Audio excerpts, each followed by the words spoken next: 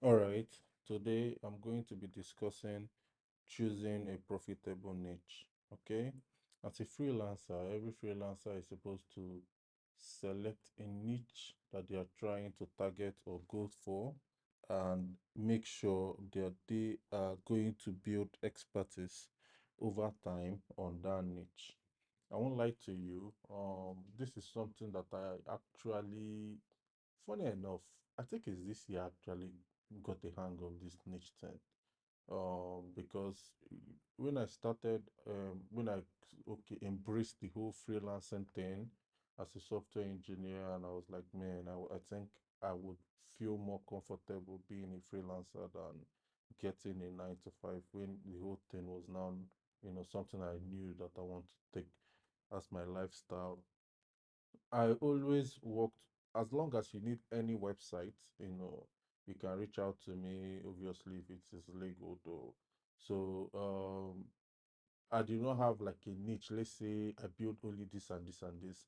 I was building any site. So if you see commerce, I'll do. If it is property, I'll do. If it is just a simple website or about the business, I'll do. Enterprise applications, I'll do. So this year, I discovered that um, I was for every okay. What happened is I met somebody. This guy is strictly a WordPress engineer. He does not do any other thing apart from working on WordPress. He already has the templates down. He has the codes down. So he has done it for like let's say 3, 4 people before, and now all he spends his money on right now doing is marketing. Okay, and because he has the templates and everything down, when somebody reaches out to him for a website, it is very easy. He can even do everything in one day because he has done everything. So it is just about changing logo, changing the name, changing the colors, and the site is up because he has the template and he is accepting clients just from a particular niche, right? And most of his clients, yes, they are foreign, but that niche alone, I think, is construction. People that are into construction, construction or civil engineers that want a website, right? And he's making a very good amount of money there. Now, oppose that to my own case that if I get a new client, I'm starting all over again from beginning. You know, I will start again from beginning to build for every new client. And I noticed that it was draining for me, one. Two, I also noticed that I can obviously there is this thing turnover. Yeah, turnover is the right word. To turn over, it is faster for him to turn over than for me, right? Because he has a system already in place, while me, I don't really have a system. I have to build everything, from the beginning. Sometimes I do use templates. In fact, most times, but still, the business logic has to be done from scratch. Yes, if you if you do on a long term horizon, I may be making more money, but I am stressing myself more. His stress might be lower, but he's still making close to what I do make. So, and what the lesson I took out from that experience was that I was not niching down. I did not have a niche. I was just building for anybody that wants a website or a mobile application. The truth is, I'm not going to lie to you. I'm not really going to change and kind of niche down because I don't even really know how to go about that. I've already built my life like a generalist. So, is it generalist? They call it like. I know there are two types of professions, I think, the general side and the specific side. So what's your specialty? He's more into the special side, the specialty side, the specialized. And me, I'm more into the generalized side. But even at that, I am now starting to craft kind of a niche for myself in the fintech industry. So what I did was I discovered that a lot of people reach out to me for bill payments. So, and I've done about 3, 4 bill payments. So I now created a template out of it. and I set up a niche for myself in that bill payment. So when people need a bill payment application, I already have like a white label that I can use to provide that service for them. And that actually worked for me. It works, but it doesn't bring in as much revenue as a bespoke application. Let me give you an example, right? Somebody that is coming for a white label bill payment may be paying 250,000 just for the website. But if somebody is going for a bespoke application, it's really maybe from 5 million, 7 million, 10 million, above. But that bill payment takes less stress from me, generally speaking, compared to bespoke, because bespoke, you have to set up most of the structures, wireframes, and the business logic for that software from the ground up. Compared to bill payments, everything is set. All I need to do is just put in the logo, put in the colors that the client wants, and the domain name. Now, I'm also trying to craft another niche in e-commerce. Now, what's the point of this video? If you are starting out as a freelancer, you need to decide. This video is not really about whether you should go and choose a niche or not. You need to decide whether you want to be known for building this and this type of website, or that is like a specialty. We want to be specialized on that domain, or you want to be a generalist like me, that as long as anybody wants a website or a mobile app, they can reach out to you. So, or you can do both. I also kind of I started this year, but I'm not really going to say I'm mixed in between, because I just started this year to kind of start finding some niche areas where I can put myself into and create white label solutions for people, right? But starting out, you would determine if you want to be in a specialized way. There are so many ways to be specialized, even as a software engineer. You can say we only build banking solutions applications, and people get to know you for that. That is what they used to know you. Emeka Yusuf is known for building anything banking. Reach out to him. Now, you can also say you want to be known for e-commerce. Anything e-commerce, they have to reach out to you. Or you can say you want to be known for building professional sites for, let's say, companies, businesses that want to come online. So you can select your niche. And I won't lie to you here. If you want to market, from my experience so far, if you have a niche, especially on Facebook, if you're running ads on Facebook, niching down converts way better than general. So if you run an ad where you're saying, reach out to me if you want a website or a Android and iOS app, that's mobile apps, it may not really convert compared to if you niche it down to its particular solution. Let's say, and there are so many ways to it. Like if you niche it down to reach out to me if you are looking for a bill payment solutions in Lagos. You convert a lot. I did that and I noticed that there's a very huge difference. Like you do really convert. So you need to niche down what you are trying to offer if you want to go through the specialized route, right? So you can say, if you are a construction company in Lagos, we can design a website to you to help your business. Reach out to us. First and foremost, you've nipped it down to it is a construction website that you do design for them. And two, you've also niched it down to the person has to be in Lagos.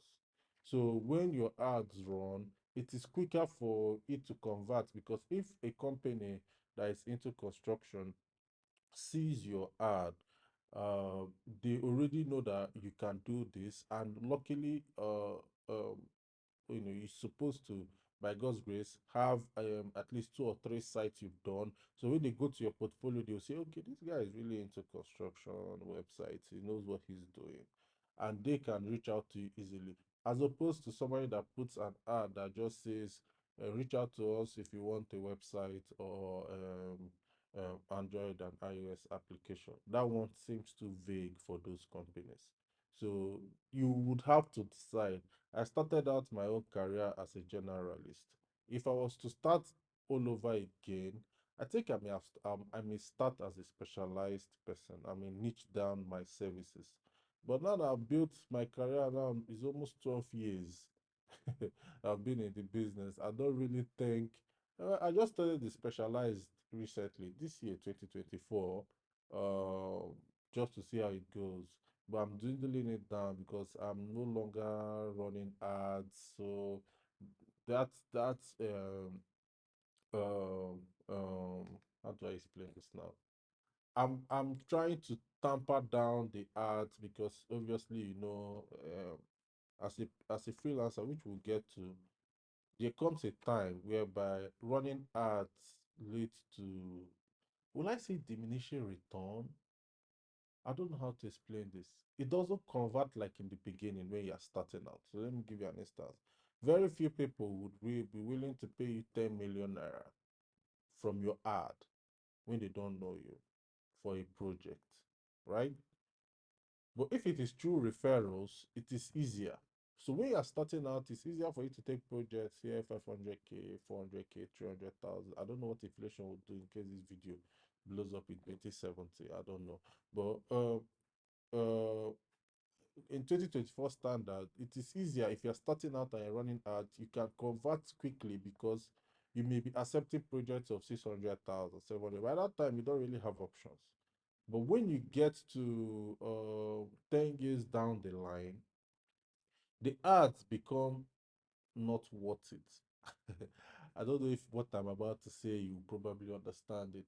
I had to discover this December. This December, this December 2024. That's when I discovered that the ads are really not going to be worth it. Because let me give you an example of what I mean. As a freelancer, our the way to know the cost of what to charge for a project is based on your opportunity cost, which I've been saying this opportunity cost, but maybe some people you don't understand what I mean. Maybe when that time reach, because I have a timetable, I'm trying to do this series for 365 days, so I'll get to that point one day.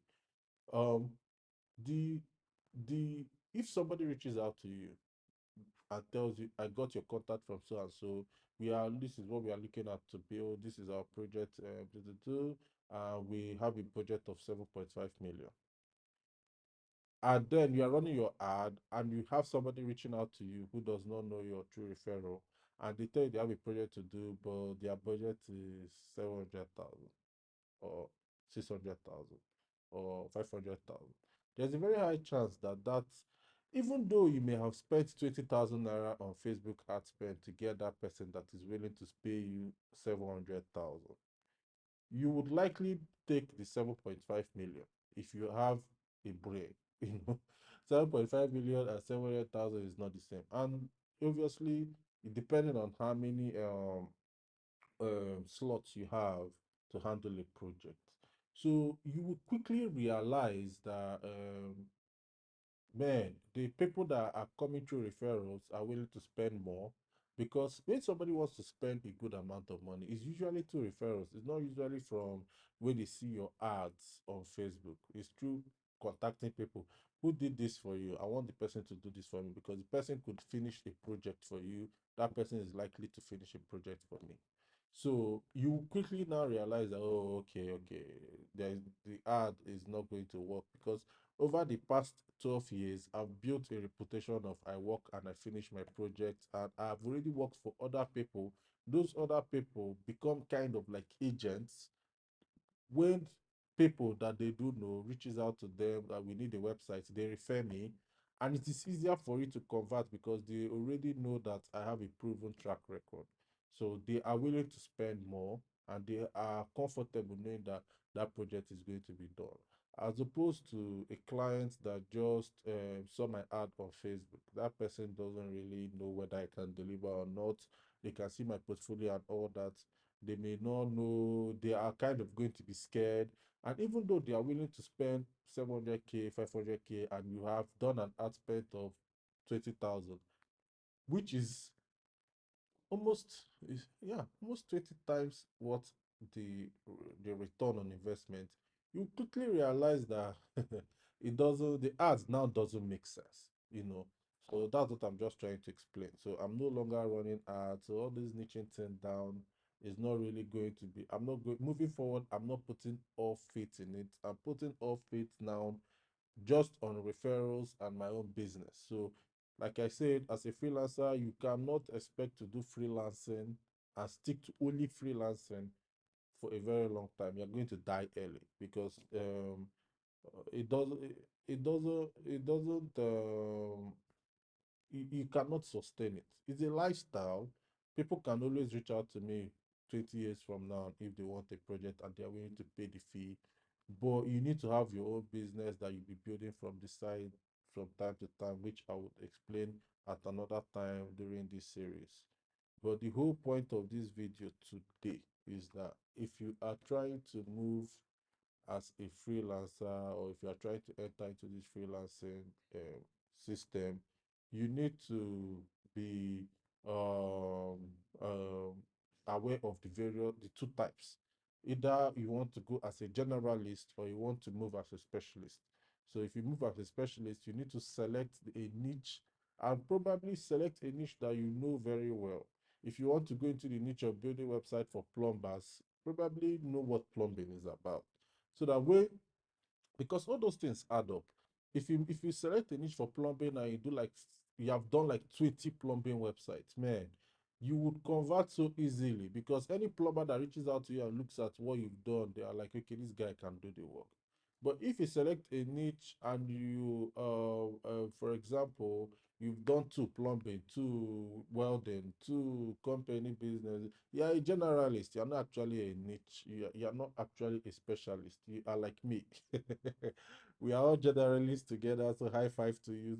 You know, but if you say I want to build websites for medical doctors and their clinics, for example, and that is what you stick to for the next 10 years, I bet you might even make more money than me, because at that point, when people now start knowing that this is what you really do, uh, uh, people will now start sorting out for you.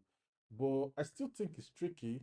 Um, as I'm saying it now, and I'm thinking about it, I kind of think it's tricky because I don't think it's tricky because this freelancing is a young man's game, right? It's a blood sport. If you go through that route as a specialist, right? Somebody can wake up 20 years down the line when you've built all that reputation and charge 1/10 of what you're charging people and can actually take out your entire business. So, specialist is actually tricky. You may not even really make more money than me, but in down the line though. But I think it's good if you want to specialize, as you're doing that, think of other things to do as well.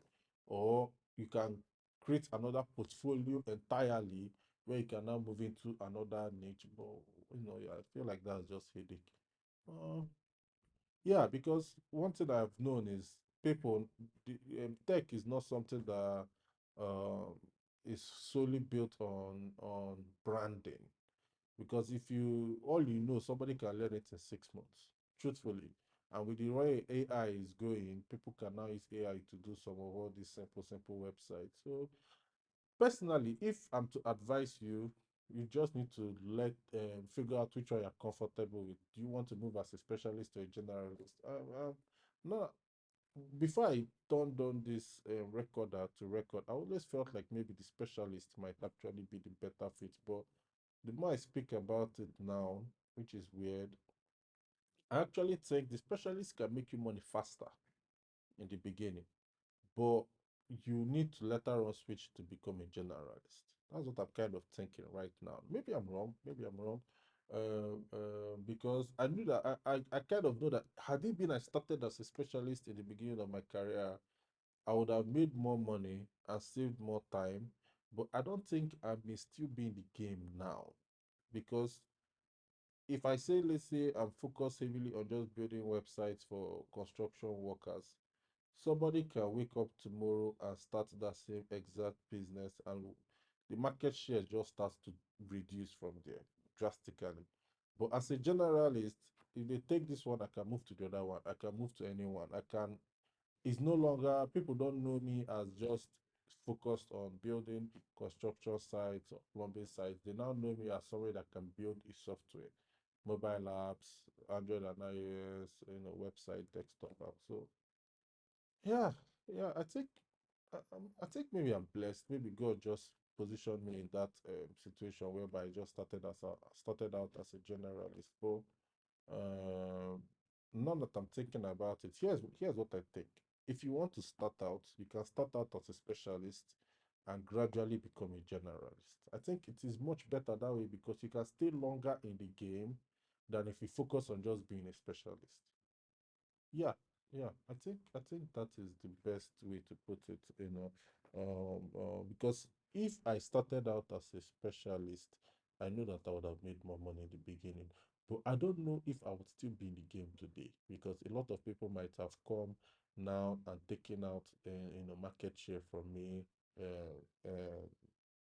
Because it is easy for people to start out as a specialist, but it is made difficult for people to start out as a generalist. So you can start out as a specialist. As you move, you can now become a generalist. I think that will be the best thing to do. Lucky for me, I'm a generalist. I started out as a generalist. I'm still a generalist till now. Um, that's weird. That's the whole point of this series, though. I actually figured this out now as I'm speaking about it. I think that's all I have for you. So always know your niche. I know that maybe you may be expecting I should tell you the profitable niche or what you should enter into. No, no, no, no. This video series is just coming outside of the box. Because in real life, all those things people say go and enter into healthcare niche, enter into plumbing, or enter, it doesn't work really. But you need to know the core foundation. Niche to me is either generalist or specialist. But I think, yeah, I still stand by what I think now in this video, that it's good to start out as a specialist, then move to a generalist. So I think um if you're a logo designer, just apply the principles from all this software engineering. I can't speak to people who are in logo design or project management or maybe photography because I'm none of those things. I can only speak to what I've gone through for the past 12 years of my life as a freelancer, which is in software engineering. But you can apply it to your own profession if it fits. Yeah, yeah, I think that's all. Thank you and bye bye.